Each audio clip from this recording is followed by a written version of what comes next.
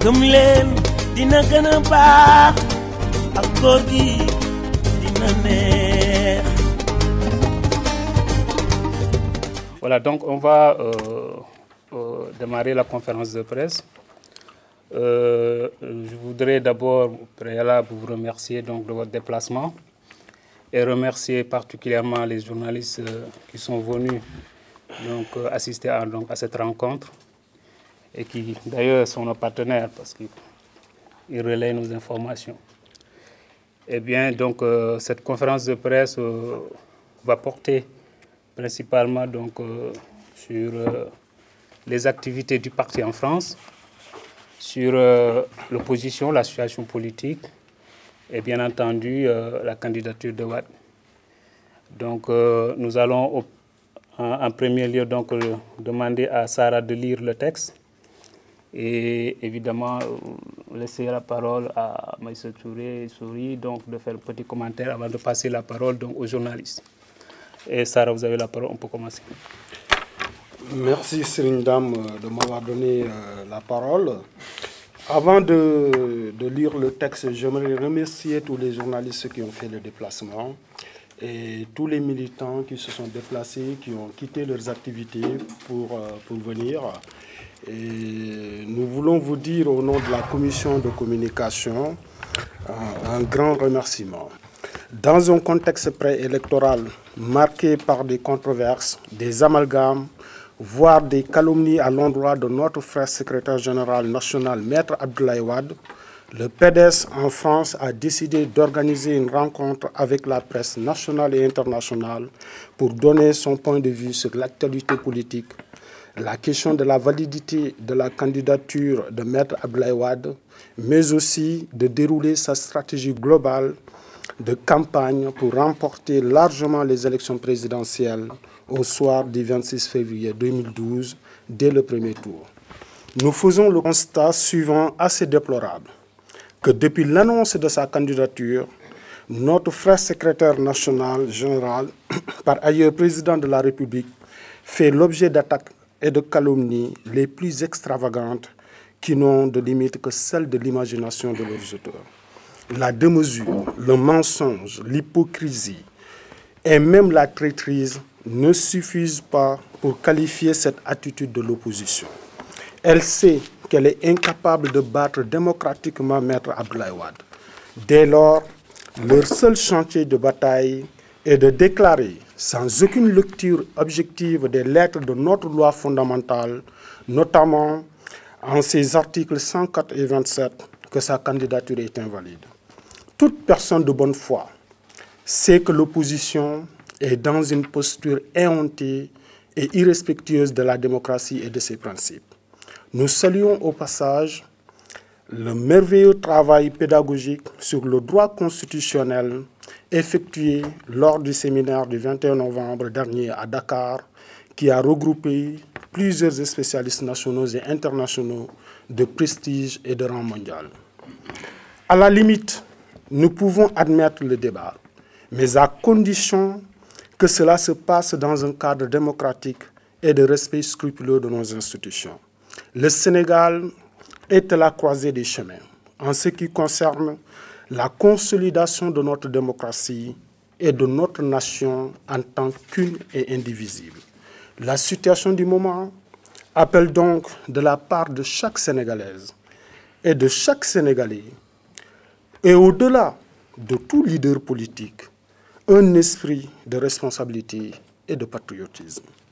Nous disons ici de manière solennelle que le premier acte patriotique dans un système de démocratie est le respect de nos institutions et du choix du peuple. Il est évident que de toute l'histoire de notre Sénégal, aucun homme politique n'a plus de légitimité démocratique que Maître Abdoulaye Wade. Nous sommes confiants que le peuple sénégalais est un peuple mûr et plein de sagesse. Par conséquent, il saura se déterminer sans équivoque dans les jours et les mois à venir face aux imposteurs.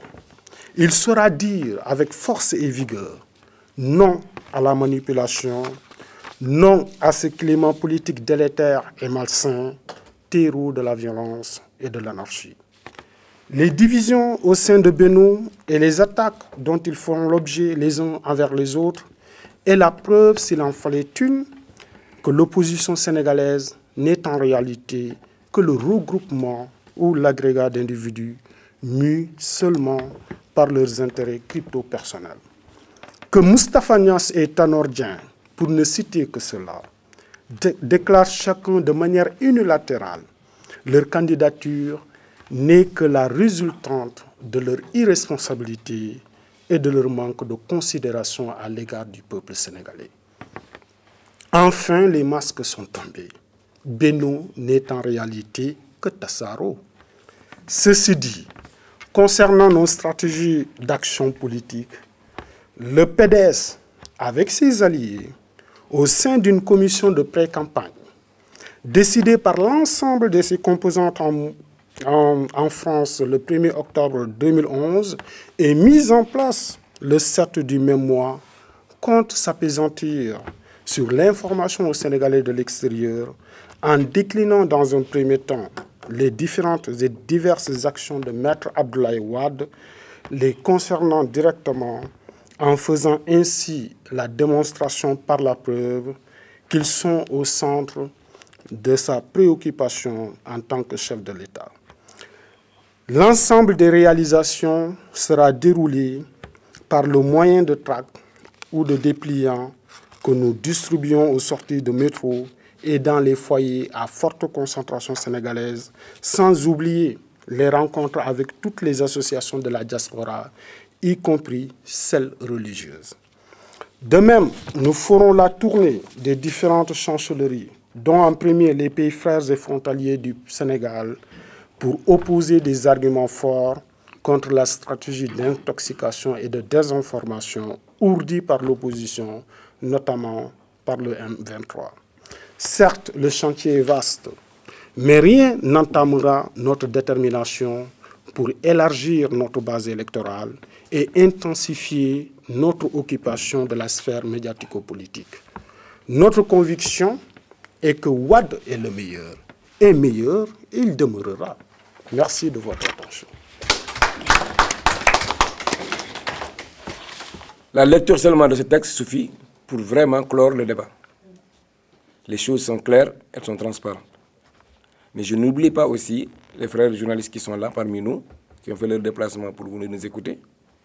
En tout cas, pour la Fédération PDS de France, pour tous les militants de France, la victoire est certaine, elle ne souffre d'aucun doute. Et la candidature de Maître Wade est derrière nous. En tout cas, les libéraux de France n'en font plus un cas.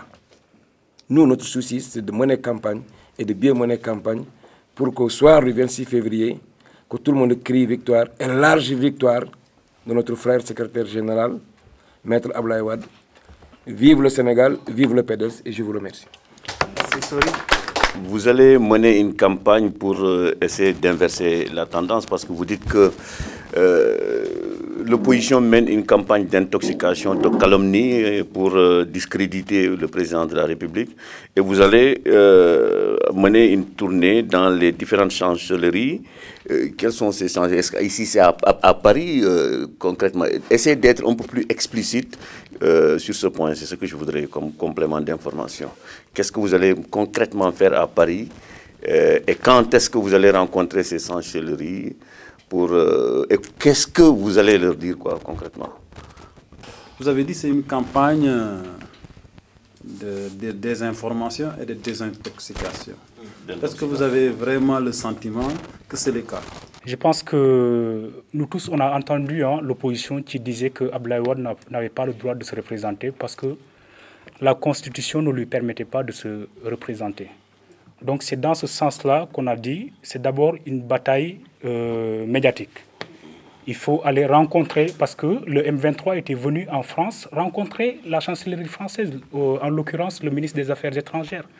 Donc nous aussi, on a dit pourquoi pas ne pas rencontrer les chancelleries pour leur expliquer pourquoi Wade a le droit de se présenter. Que l'opposition, ce qu'ils sont en train de dire et tout, c'est quelque chose qui est faux, c'est quelque chose qui est faux. Donc c'est pourquoi on a décidé de rencontrer les chancelleries.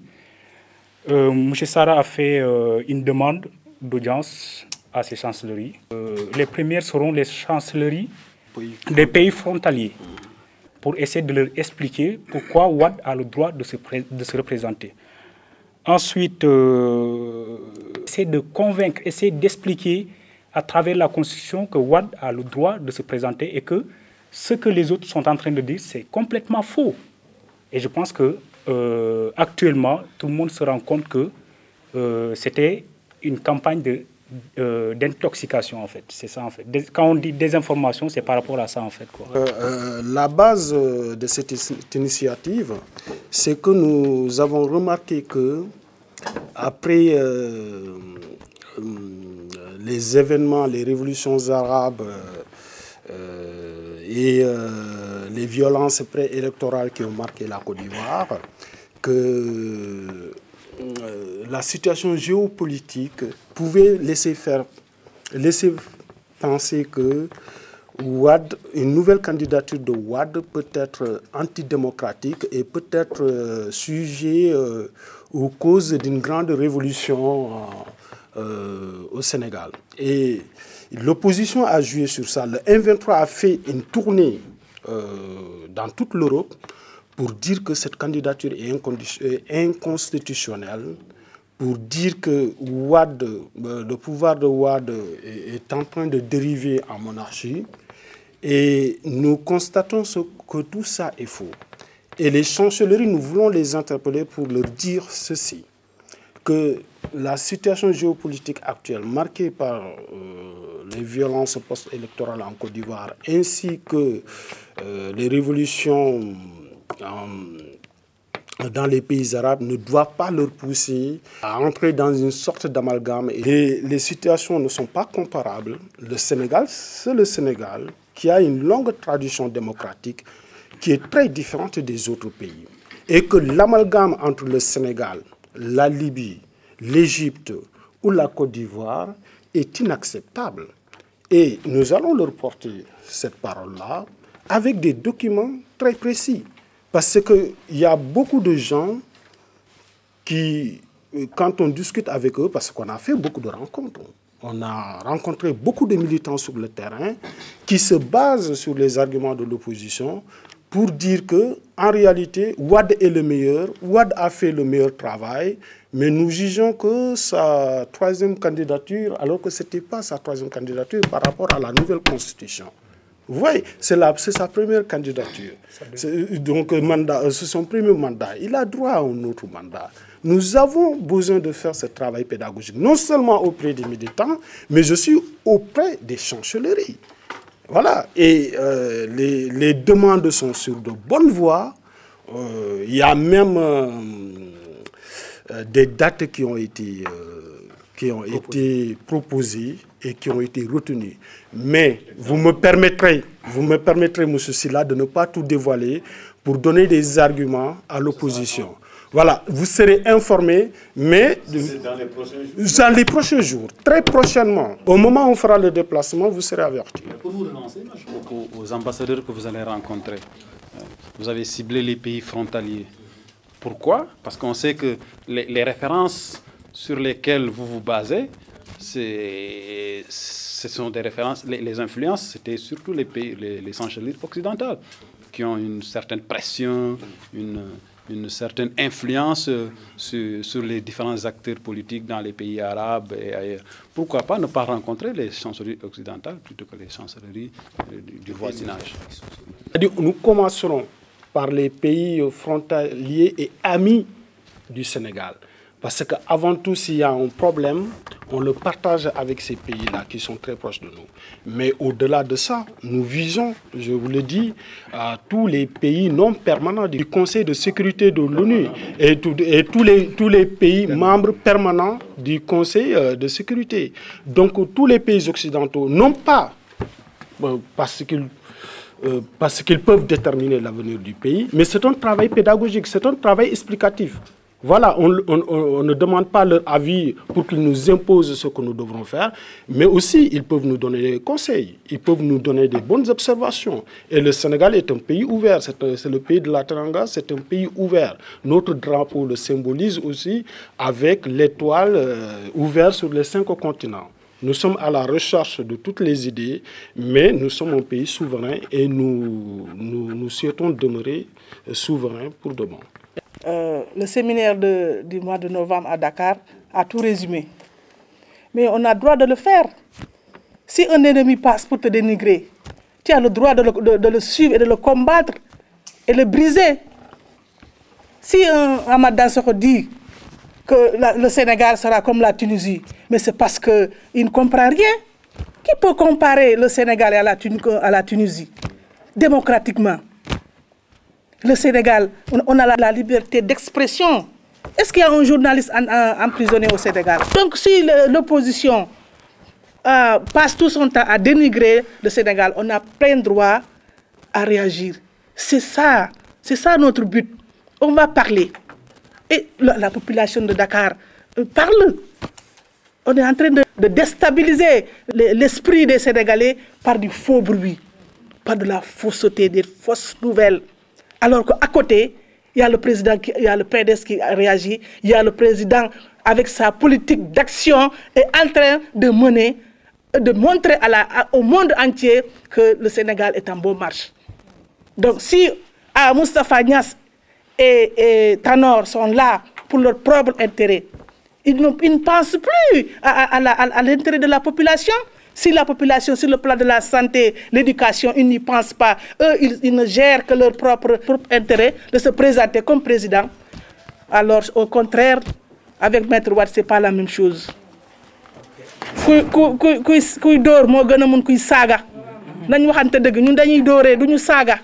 Voilà, merci. Non, on ne suit pas, il n'y a pas de opposition pour dénigrer notre pays. Mais on veut rétablir la vérité par rapport à la candidature du président Abdoulaye Wade. C'est totalement différent.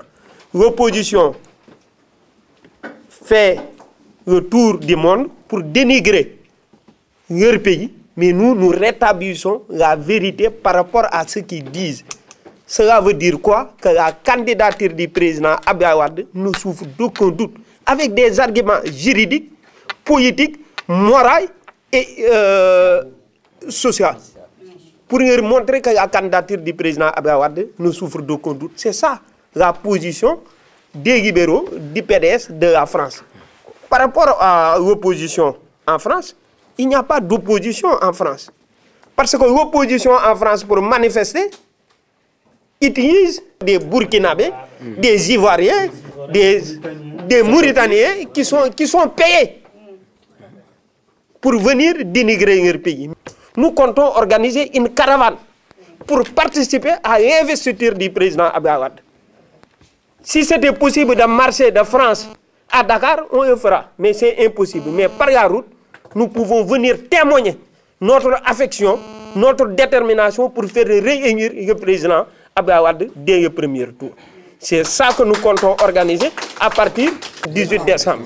Par la route, avec une forte mobilisation composée de jeunes et de femmes pour dire aux autres qui disent qu'Abdoulaye Wade ne doit pas être candidat, qu'il y a une France de sa jeunesse, de ces femmes qui sont pour sa candidature.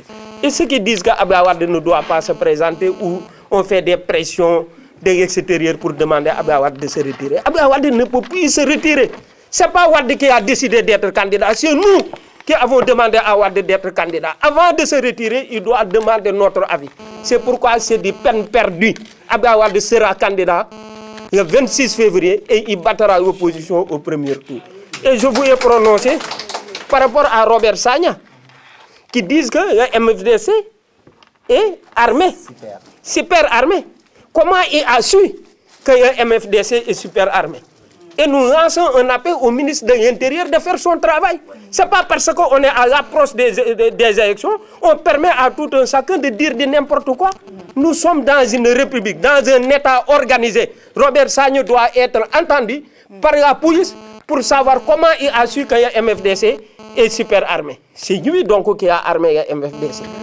Mais aujourd'hui, le président est en train de gérer ce problème. Certains ont dit pendant 100 jours. Je pense que pendant 100 jours, le président avait réglé la crise.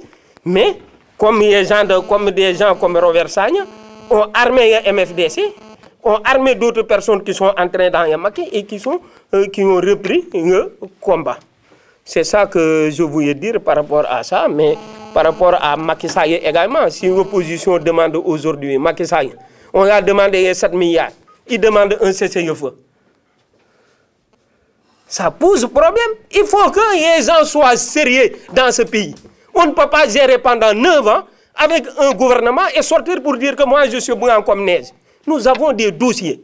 Et la prochaine fois, que ça soit Macky Sall, Idrissa Seck, Cheikh Tidiane Gadio, Moustapha Niasse, on va sortir des dossiers, hein, œil pour œil, dent pour dent.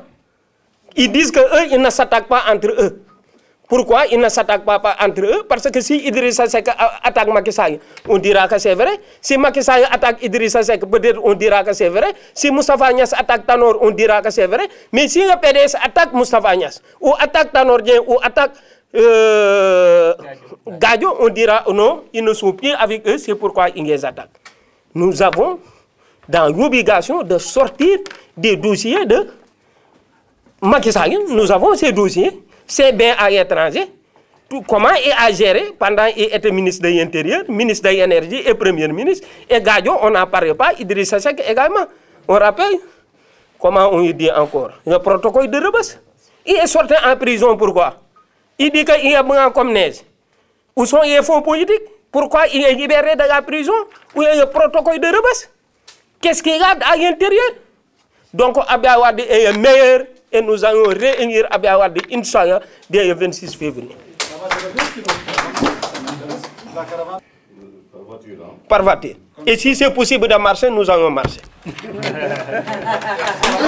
Nous devons sensibiliser les Africains de ce qu'Abdoulaye Wade est en train de faire. Et l'opposition est tellement dangereuse, Sarah vous l'avez dit, il nous détourne de l'objectif. Il ne veut pas qu'on parle des réalisations d'Abdoulaye Wade, mais on parle de sa candidature. Maintenant, on veut programme pour programme.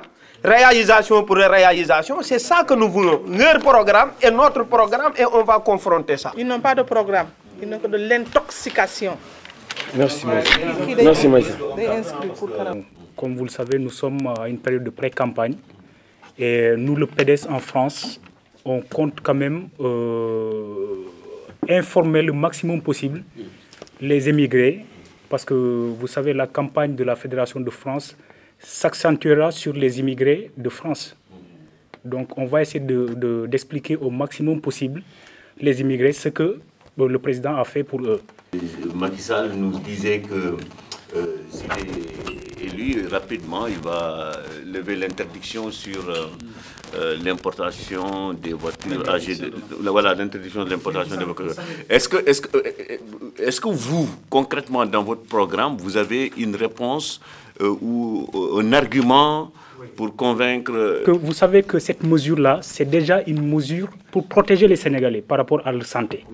Dire des choses comme ça, c'est vraiment montrer à la population que lui, il n'est pas à la hauteur. Parce que comment voulez-vous des voitures qui polluent, qui rendent les Sénégalais malades? Il dit, s'il est président, il va rétablir cette loi. Moi, je pense que ce n'est pas opportun pour les Sénégalais. Et vraiment, c'est injuste. Pourtant, il y a de très vieilles voitures qui... Non, mais le président de la République, je termine, le président de la République, en prenant cette mesure, c'est d'abord pour une question de santé publique. Parce que, comme vous le savez, le gaz qui a été dégagé par ces voitures et tout, d'après les enquêtes qui ont été faites, vraiment, c'est quelque chose qui a un impact sur la santé des Sénégalais. Quand on dirige un pays aussi, il faut savoir prendre des décisions, même impopulaires. Très bien. Et ceci a été fait. Ça, c'est la deuxième chose. S'il faut agir sur la santé à travers justement donc, ces problèmes donc, de pollution, ce n'est pas forcément qu'il faut enlever toutes les voitures qui sont vieilles au Sénégal, mais d'abord de commencer à ne pas amener... à interdire la rentrée de toutes les voitures, d'abord c'est un problème donc, de gain en termes justement donc, de réduction donc, de la pollution, mais aussi après trouver donc une autre politique qui permettra donc de réduire davantage et de remplacer. Et je pense que c'est dans ce sens que la politique d'industrialisation, donc surtout au niveau de l'automobile, a été pertinente, surtout à travers donc Senbus, etc., les taxis qui sont tous montés au Sénégal et qui font un excellent travail. Je pense que c'est à encourager. C'est vrai, nous tous, ça fait très mal, tous. Nous avons des parents, nous voulons rentrer avec des voitures, mais voilà, c'est aussi le peu de services ou de sacrifices que nous pouvons faire à notre pays à travers justement la réduction donc, de cette... Par rapport à la question concernant les véhicules qui vont au Sénégal, et la question, Macky Sall, mais cette question-là a été tranchée. Au moment où Abdoulaye Wade prenait cette décision, Macky Sall, il était où? Il l'a cautionné même. Donc ce n'est pas aujourd'hui qu'il revient pour dénigrer cette loi en interdisant les véhicules de moins de 5 ans de rentrer au Sénégal. Et aujourd'hui, ça va favoriser l'industrie locale. Aujourd'hui, même Idriss Seck, il ne dira pas quelque chose là-dessus. Il a participé à l'inauguration de l'usine Sen-Iran qui se trouve actuellement à Thiès. Tout le monde est au courant de ça. Tout le monde était au courant. Donc c'est des gens qui cautionnent aussi cela. Donc Macky Sall, nous le comprenons. Il a appris la politique sous Abdoulaye Wade. Donc il est en train de manigancer pour essayer de récupérer l'électorat de la diaspora. Et cela ne passera pas.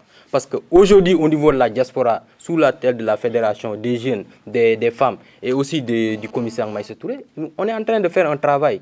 Maïssa l'a dit, actuellement on est à 104, je pense même que ça dépasse 104 inscriptions concernant la caravane. Donc je pense qu'il y a une personne de droit on en a discuté tout à l'heure, qui a mis à notre disposition 2 véhicules pour le Sénégal actuellement. Maintenant, concernant cette idée, ça dépendra du nombre de personnes et de la disponibilité des personnes qui doivent aller au Sénégal. Et nous, comme les gens sont en train de le faire, les femmes, bon, je ne veux pas citer de nom, ils sont en train de dire qu'ils vont payer notre caution pour les élections. Nous aussi, on va faire un geste par rapport à cela.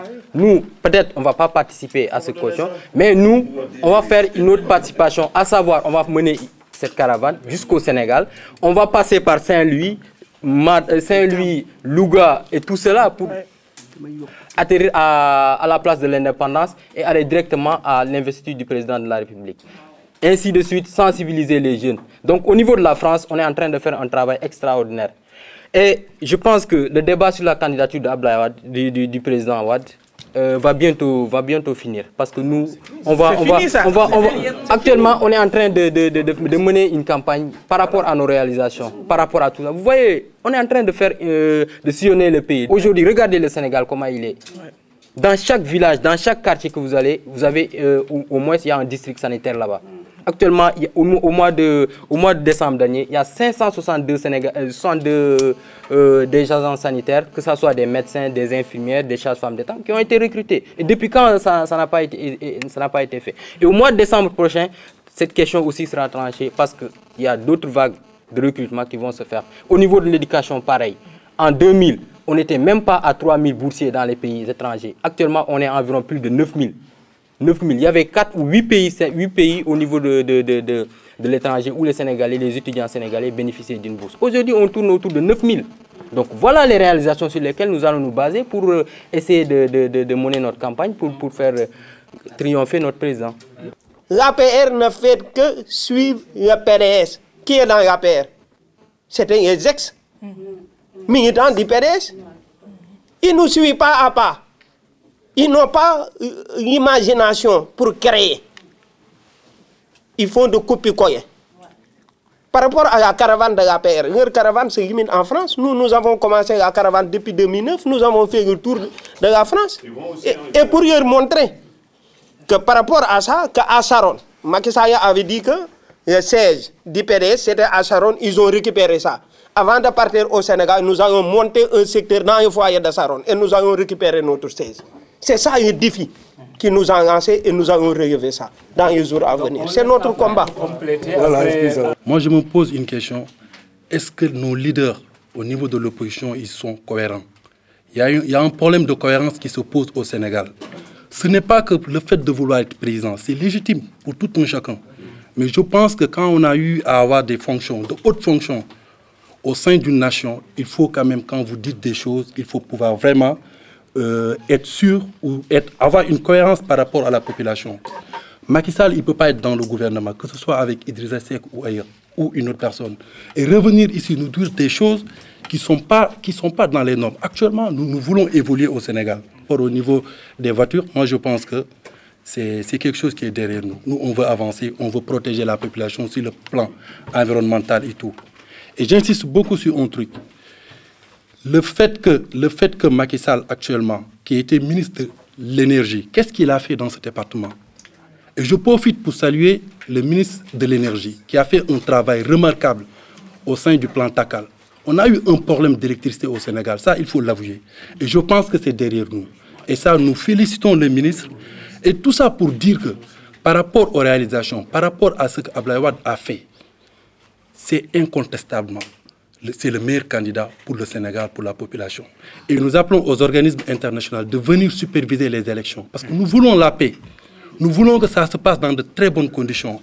Et nous disons en tant que membres du Parti démocratique sénégalais, dès le premier tour, les choses vont être faites. C'est-à-dire que le président, il va l'emporter d'une façon claire et nette. Il a fait pour cela et nous sommes derrière lui. Merci. Moi, je suis militante du Parti socialiste français. Ça fait une semaine de cela que j'ai rencontré une députée socialiste. Et la première chose qu'elle m'a demandé, c'était à propos de la candidature de Maître Abdoulaye Wade. Et là, je lui ai fait comprendre que c'était une candidature qui est bien valable. Et puis, je vois, notre dénominateur commun, c'est juste la réélection du président Wade. Et puis, je lui ai fait comprendre que parmi tous les gens de l'opposition, il n'y en a aucun qui est capable de pouvoir réaliser ce que notre secrétaire général, Maître Abdoulaye Wade, a réalisé au Sénégal. Je vous remercie. Nous sommes dans un monde où l'on apprend beaucoup de choses et on oublie très vite. Parce que cette idée maîtresse qui va devoir structurer une stratégie commune et moderne en vue effectivement de la réussite de notre campagne électorale. Et nous avons constaté de la part